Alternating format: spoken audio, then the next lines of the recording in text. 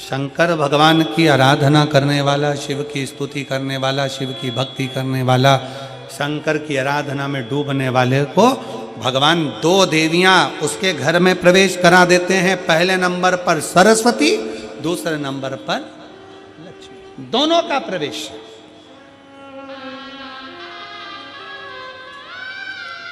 दोनों का प्रवेश।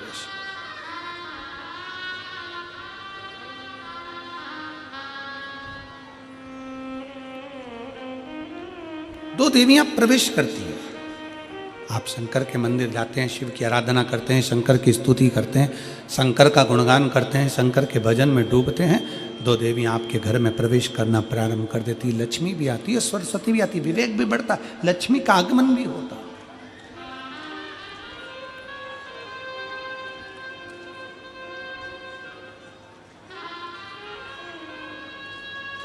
एक देवी का फूल होता है, शायद मुझे उम्मीद है कि आप सब जानते होंगे।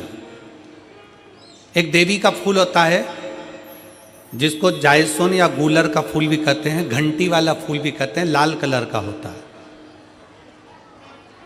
काय का बोलते हैं इधर? गुड़ल, गुड़र का फूल, जायसोन का फूल लाल कलर का होता है, जिसमें घंटी निकली रहती है एक छोटी सी, उसमें पीले पीले पीले पीले दाने रहते हैं।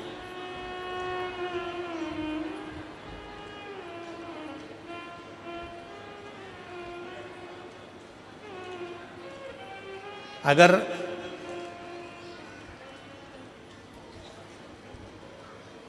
मान लो कोई बेटा बेटी, कोई लड़का लड़कियां, कोई बेटा बेटी, नवयुवक बच्चे या बहुएं या कोई अन्य व्यक्ति भी कोई कार्य चालू कर रहा है। मान लो कोई कार्य आप चालू कर रहे हैं, एजुकेशन के लिए बढ़ रहे हैं, या आपने कोई लक्ष्य बनाया है कि मुझे इस कंपटीशन एग्जाम में बैठना है, इस कंपटीशन एग्जाम में बैठना है और मेरा इसमें पास होना जरूरी है, और मैं जो चीज पढ़ती हूं ना मैं भूल जाती हूं, मैं अध्ययन करता हूं और भूल जाता हूं। कई माताएं भी ऐसी हैं 40, 45, 50 साल, 60 साल की हो गई, 60, 70 साल की हो रही हैं, कई बार कह देती हैं मेरी याददाश्त ठीक नहीं है, मैं कोई सामान रखती हूँ भूल जाती हूँ, मेरी याददाश्त में नहीं रहती। कोई भाई भाई लोग कह देते हैं मेरी याददाश्त में नहीं रहता, भूल जाता हूँ। कोई कहकर गया मुझसे बात कर लेना और मैं भूल गया कि मेरे को उससे बात करना था। कई बार मुझे मनी मंजिल तक पहुंचना है। तो शिव महापुराण की कथा कहती है आप अपने परिश्रम को 4 गुना बढ़ाओ, मेहनत 4 गुना करो, पढ़ाई 4 गुना करो, अध्ययन 4 गुना करो, दिन रात एक कर दो।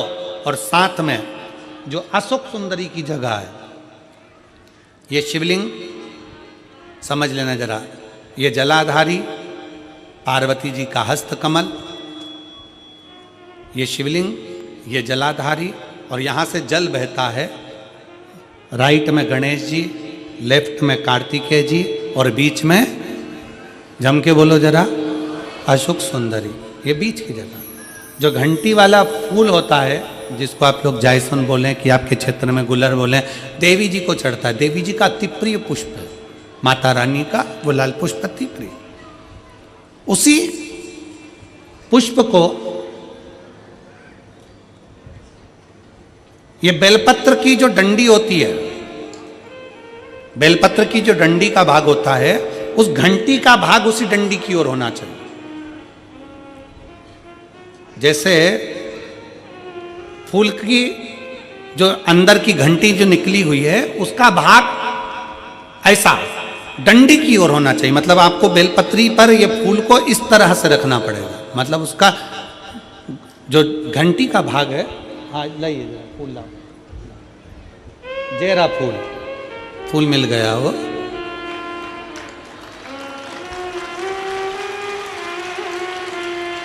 फूल मिल गया। भारत में फूल जल्दी मिल भी जाता है, मिल गया।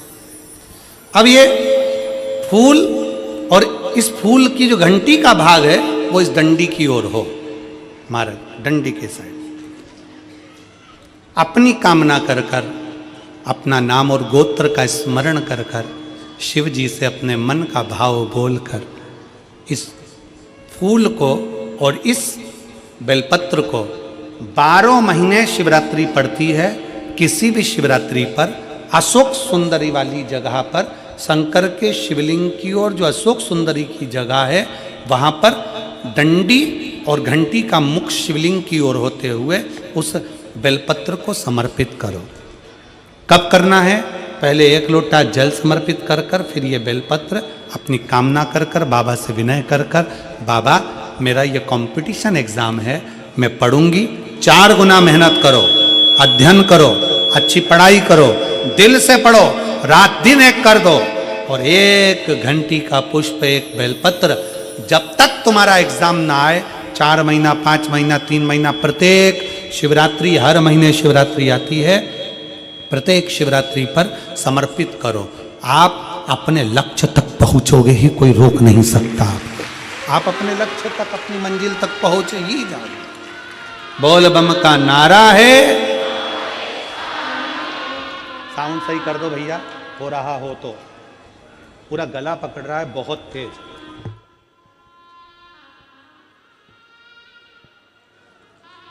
आ जाइए।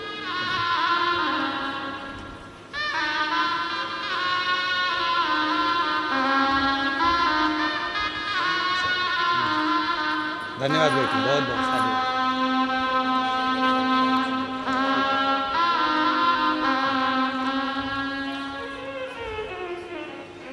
शिव तत्व की प्राप्ति, भगवान शंकर का संवाद कराए, शिव महापुराण की कथा करे।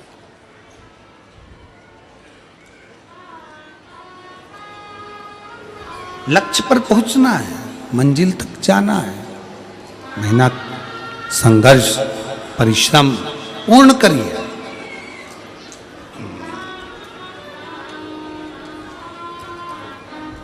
क्यों नहीं पहुंचोगे?